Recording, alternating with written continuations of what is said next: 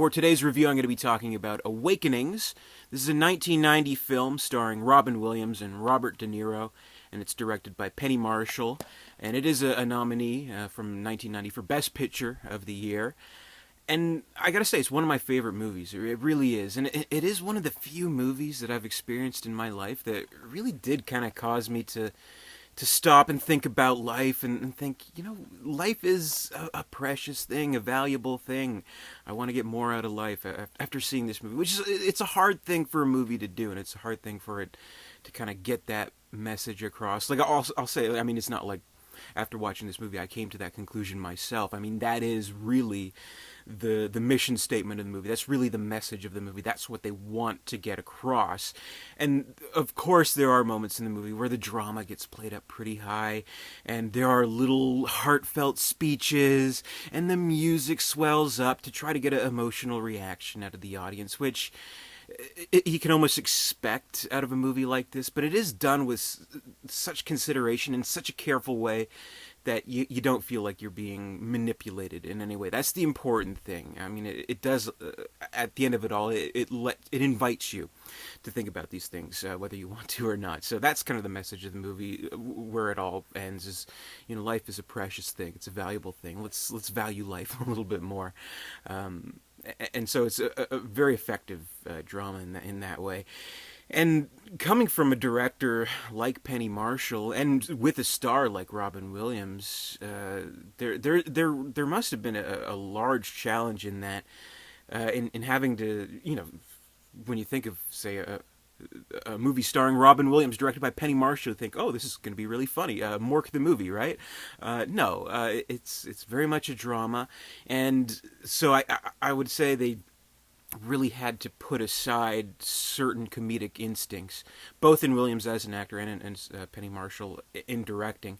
Kind of had to put that aside, but still keeping kind of a spirit of comedy, if that makes any sense. Like, it is a dramatic movie, but in getting like a joy out of life, and in all the characters that we meet that are kind of struck with living life almost for the first time, well, pretty much for the first time in years and years, you almost need that. So I think it was a perfect match, and of course De Niro in his role is absolutely perfect, and he was nominated for Best Actor. Fortunately, not Williams. I think they both should have been nominated, though. But essentially, what the movie is about, it is about it's a true story taking place in the late '60s, where a doctor, Dr. Sayer, played by Williams, he gets a job in sort of a low-grade hospital in the Bronx, New York, where he's assigned to deal with chronic patients. So they're basically all comatose, and they even like refer to that wing as the garden, because they're just plants and we just feed them and water them, and that's it. And that's kind of fine for him because he is not so much a people person. He is kind of introverted, kind of shy, lives sort of a solitary life. Like, we see him at his home, and he just kind of sits around, listens to music. He opens up his fridge, and instead of like food leftovers, there's plants and stuff like that. So he's very much a person that would keep to himself, and then that seems to be a fine job for him. But what really piques his curiosity with these patients, particularly with one of the patients, Leonard, who's De Niro in his role, is that all these patients in this wing seem to have a common thread, in that they're all diagnosed with certain types of disorders, but irregular versions of it. But then he like looks into all their histories and things like that, and finds the common thread is that they've all suffered from encephalitis. So what the chronic traits that they have all kind of relate to this. I guess the disorder is called post-encephalitic disorder, where it's kind of like Parkinson's times a million, where all the symptoms kind of crash together and cause this just like comatose trait, like where they're plants, basically. They're vegetables, and so that's what he discovers, and what he figures out through seeing one of the doctors who years and years ago had experienced it, had encountered it, played by Max von Sydow, great in a small role, but really great in his role, where it kind of occurs to him when he's like viewing these patients, when he's seeing possibly personalities come out. Like he'll like throw a ball and they'll catch a ball, or he'll almost think that they can understand him. Where well, the disorder took all of their senses, right? Like it's their brains aren't working, are they? And Max von Sydow's like, oh, of course not. And he's like, how do you know for sure? He's like, because the alternative would be unthinkable, which is a terrifying thing to think of, like this, permanent waking death, basically. So, Dr. Sayer character begins to experiment with L-Dopa, which is treated for Parkinson's, and he tests it out on Leonard. Leonard's basically like the guinea pig, and after adjusting the doses over and over with high amounts, there's an awakening. He kind of just snaps out of it, like snapping out of his sleep. He's awake after all these years, and it's amazing. And like they say, okay, let's do it for the other patients. And there's one funny scene. One of the nurses walks in and is like, "Doctor, you got to see it. It's a fucking miracle." And it really is. It is a movie about miracles, medical miracles, and the miracle of life itself, really.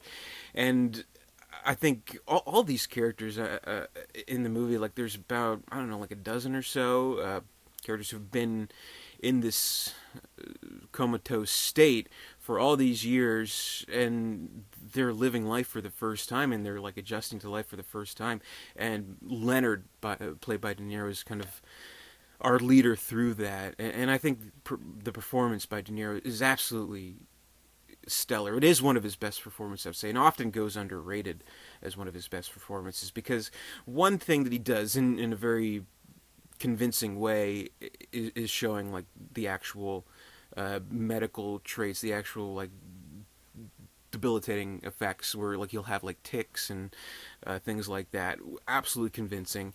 But another aspect, of course, is the emotional aspect, where, I mean, how can you deal with that? Like, losing so much of your life and adjusting for so much. So, like, he went into this state, well, he began to when he was a kid, and kind of finally permanently went into it. I believe it was said either his very late teens or early 20s, somewhere around there. So he's dealing with the emotional repercussions of that and missing out on life, and how he begins to realize people are just taking for granted all these simple things. Going out for a walk, meeting people, talking to people, work, play, anything like that. Like, it's, it takes someone like that to finally make you realize it for the first time, I guess. So there's so many notes of joy, but also tragedy through those, findings. And I'll say this is also one of Robin Williams' best performances too, because you can tell. I mean, he has the comedic instincts, of course, but he has to restrain himself. So this is one of his most reserved performances. And of course, there's like almost like the joke of if it's bearded Robin Williams, which it is in this movie, it's going to be the dramatic role. So it does follow that rule basically, but there's no kind of over the top wackiness. It is a reserved performance in playing the shy character who, as like the back of the movie really just says it all, by opening one man's eyes to the world, he opened his own. And that's really what it is. So he begins to learn through Leonard about the value of life and things like that. So it's very direct with its message, but it's effective with it, I'll say. And again, I just love the two performances. I wish they both would have got Oscar nominations, because I do believe they both deserved it. And I'm in awe. I'm in shock that Penny Marshall wasn't nominated for Best Director. She would have been the first, at least American, woman to be nominated, and that distinction goes to Sofia Coppola, which is fair enough. But I can't believe she got snubbed. This is, I mean, without her kind of direction, I don't think the movie would be as good. It would be like, like a Hallmark movie almost, without that proper care that was brought to it, and in presenting the story in such a way. So that's kind of a bummer. But aside from that, I mean, we have the writing. Steve Zalian wrote the screenplay, so he's obviously he's doing well. He's a great writer, and he's done some very great movies after this. And great supporting performances. I mean, Max von Sydow, as I mentioned, and uh, the dad from Home Alone. I forget his name. I think it's John Hurd, the dad from Home Alone. Penelope Ann Miller, kind of as like sort of a love interest for the De Niro character, and Julie Kavner, who's great in the role. She's kind of like the love interest sort of for Robin Williams' character, and she's great, which I don't see her too often. And if Julie Kavner, if that name doesn't sound familiar, it should, because it's probably popped in front of your face hundreds and hundreds of times throughout your life. She's of course the voice of Marge Simpson on The Simpsons, so it's great to actually see her in a role. So she's great, and again, it's just one of my favorite movies. I really think its message hits home, and it does. It does what it sets out to do. It really kind of causes you to think, life is a precious thing, and in seeing it through these people's experiences, and through Leonard in particular, and through Dr. Sayer in the lesson that he kind of learns, I think it really all amounts to something special, something meaningful, something miraculous. So that's my review of Awakenings. Thank you very much for watching. If you like this video, give me a thumbs up. That'd be great. Comment, rate, subscribe, all that good stuff. Visit Derek237.com. And we're still doing 31 Days of Oscar, so keep an eye out for more reviews to come. And until next time, I'll see you later.